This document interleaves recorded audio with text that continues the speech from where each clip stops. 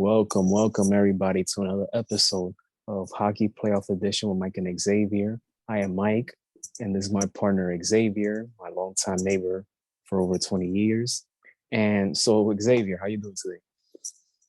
Um, as you can see, I'm sipping coffee because yesterday's triple OT really had me on the verge of, man, should I stay up? Should I stay go to sleep? But I think sleep won last night after that triple overtime. Well, I went to sleep when it went to the second overtime. Okay. But uh, so we're gonna get started with that one: Penguins and Rangers, game Get it off our one. chest. Get it off our chest. All I right, go gotta go. ahead. I gotta Yeah. go first. Uh, Couple of things to unpack. Um, our Rangers goalie Igor, 79 yeah. saves, 79 saves. I have to say it again, 79 saves for the game. And you mean to tell me the Rangers offense couldn't do nothing in those three overtimes? That's a damn shame. Damn. However, not to sound negative, but I had a feeling that when the game went to overtime, I didn't feel too comfortable with the Rangers' chances. And it turned out to be my worst nightmare. Let's see what else here. Because I want to make sure I get everything here. Rangers are usually a great team when for two goals, a power play goal by Adam Fox, and there was also even there was some physical play. Crosby and Trouba had to be separated. Penguins didn't take a Penguins early on. They struggled with power play, but obviously in the second period, they picked it up. So first period was all the Rangers. They had a 2-0 lead, but then the second period, the Penguins they rallied back. It was basically the Crosby and Gunzel show. Gunzel scored twice, and both times were assisted by Sidney Crosby. Sidney Crosby made some nice passes to him, so that was able to get them back in the game. And it was the 28th career playoff goal for Gunzel. So playoff Gunzel is not someone you want to underestimate. But yeah, the second period was all Penguins, and then third period. No, actually, yeah, second period was actually the best period of the Yeah. game because the Penguins tied it at 2. Then bam, my guy Chris Kreider came back, hit a goal, and then bam, the Penguins on a 5-on-3 power play. They had 44 seconds to score when it was 5-on-3, and they took advantage of it and they tied the game again. And then you have the third period, the a The very controversial call. Yeah, I highly disagree with that call, man. uh, for it to make a call like that when it's less than 5 minutes to go in the final period in a playoff game. So if it was game 7, it would have been more heartbreaking. But this was definitely a heartbreaking loss overall for the Rangers. Regardless of what happened in the third period, they should have, and probably fatigue played a factor in it, but the offense should have taken advantage of those 3 overtime periods. Your goalie, your great goalie, the man has 79 saves. I'm repeating myself, but it's just amazing how the man has 79 saves. He played his tail off to keep the team in the game, and they just didn't help him out. And shout out to the Penguins backup goalie. He kept the Penguins in the game in overtime as well. But yeah, that's what I have to say. They're gonna have to win game 2. They have to win game 2. You don't want to go down 0-2 against the Penguins. And yeah, that's all I have to say. What are your thoughts? So Adam Fox showcasing once again why he's one of the most elite defensemen in the league. What a hell of a snipe on the power play. Andrew Copp, I always liked Andrew Copp when he was in the Winnipeg Jets, when the New York Rangers acquired him. Even I acquired him on fantasy leagues. I had dropped him in Winnipeg, but I knew that his talents were worth more than what he was doing in Winnipeg.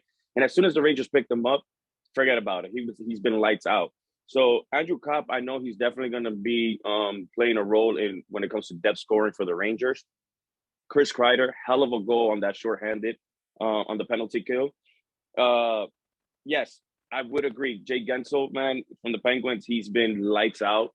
He's been lights out most of the season. Thanks, most in part playing with Sidney Crosby.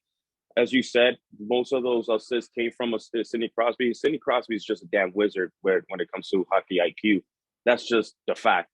When they did come back, they were doing a better job coming out of their own zone and having the Rangers, scrambling when it came to them defending. So the Penguins did play a good role when it came to coming back in that game. Ryan Rust as well. We could talk about Sidney Crosby and Genny Malkin all we want when it comes to Pittsburgh Penguins, but not a lot of people are giving credit to Brian Rust, the Chris Letang's of the world. Those people, they have depth scoring, and you got to be careful even if Erod starts getting hot and he starts scoring like he was back mid-season. So it's going to be a lights out series between the two. I feel that the Penguins are better off when it comes to IQ and getting back into the game. As far as for the Rangers, Igor, I mentioned it before with the predictions. This man led the all goalies on save percentage. He's going to keep the Rangers in it. The Rangers have to find a way to score when they have the opportunities. I need to see more from Zibanejad. I need to see more from Panarin.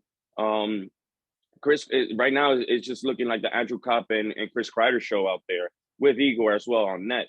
So, and Adam Fox, he played, I believe, also shout out to Keandre Miller. Keandre Miller and Adam Fox playing about, if I'm not mistaken, almost 40, 45 minutes of hockey. That's freaking insane for me. Therefore mentioned, the announcers were saying that the Rangers did have 8 inexperienced playoff players. And they kept mentioning how much would the inexperienced play a role in the fatigue factor and the mental factor when it came to, trying to win that game. Most of the things that I saw from both sides that I enjoyed the most was from the first period and the second period, a lot of good stick positioning. There were a lot of shots that were blocked out of good stick positioning, having the puck go away and not having the goalie do any work. So both teams have the correct mindset. That's why I was excited for this matchup, because who the hell doesn't love Penguins versus Rangers? As far as that goal overturn, I was even shocked it got overturned because I did not see no goaltender interference. And the NHL has gotten scrutiny in the past with all this goaltender interference and what is and what isn't a goal, what is and isn't goaltender interference. And from my eyes, I think that the Rangers got robbed, man. They got robbed with that goal overturn. There was a funny play with Sidney Crosby doing a play in the corner, and where it kind of looked like it could have been a boarding penalty. Not a major, but, a nice 2-minute penalty given the Rangers a power play with the final minutes of the game. And the refs didn't call that either. So the refs were more or less looking like the 7 blind mice out there as well. But yeah, there's a lot of takeaways and a lot of goods that you could take away from both sides. But the Rangers need to be better prepared when it comes to not staying stagnant, but keep applying the pressure when needed, because the Penguins will come at you and they will come at you fast. Ryan Reeves, he stepped up. He had 8 hits in the game. Nice. He delivered 8 hits, so that was good. As for the Penguins, Gensel, Crosby, and Rust have controlled 77% of shot attempts at 5-on-5 and 92% of the expected goal share. Wow. Unbelievable. So just like I mentioned to you, it's not always going to be Sidney and Malkin like before. The Penguins got other guys, man, that could also get in there and make your day a nightmare. And only one goalie since 1955-56 season had more saves in a Stanley Cup playoff game. Oh, wow. Yeah. But the Rangers, they had to make those adjustments. The other guy needs to step up. on Mm-hmm. offense. We know, we both pretty much agree what Igor can do for the team. We know what Chris Kreider can do for the team, what Adam Fox can do for the team, but they need more scoring because Pittsburgh Penguins, even though they struggle on power play yesterday, but they're so lethal, so dangerous in so many other areas on Mm-hmm. offense. And we saw it last night. And look at also the game winner by Malkin. You gotta move him around. You gotta get him out of in front of Igor. That's what led to the goal. That little, the tip it.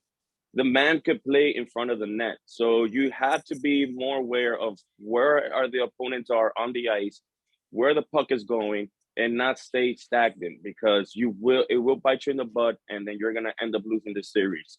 I still got Rangers in 6, 7, but they had to step it up. After yesterday, they cannot let the Penguins take over when they're gaining that momentum.